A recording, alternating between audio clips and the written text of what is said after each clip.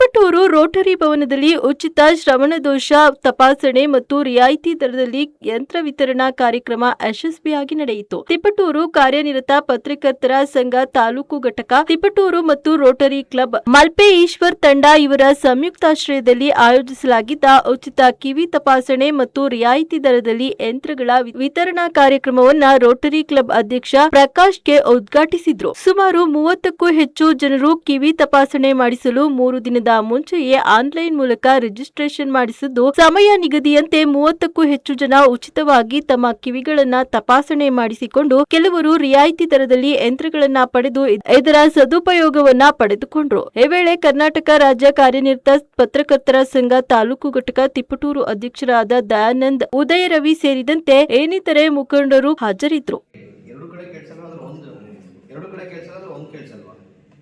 ನನಗೆ ಗೊತ್ತಿಲ್ಲ, ಅಂದರೆ ರೆಸ್ಪಾನ್ಸ್ ಕೊಡೋಲ್ಲ ಅಂತ ಇದು ಮಾಡ್ತಾರೆ.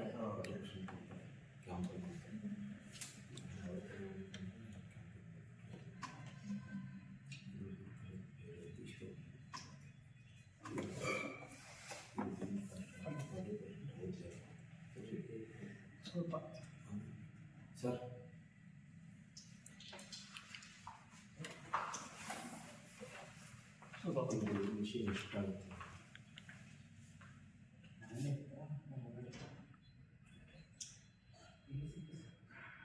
ಇದು ಔಷಧಿ ಅಥವಾ ಆಪರೇಷನ್ ಇಂದ ಗುಣ ಆಗೋ ಸಮಸ್ಯೆ ಇಲ್ಲ. ಮಿಷಿನ್ ಹಾಕೋಬೇಕು. ಕಿವಿ ಸೋತಿದ್ರೆ, ಕಿವಿ ಮೂಳೆಗಳು ಪ್ರಾಬ್ಲಮ್ ಆಗಿದ್ರೆ ಆಪರೇಷನ್ ಮಾಡಿ ಸರಿ ಮಾಡ್ಬೋದು.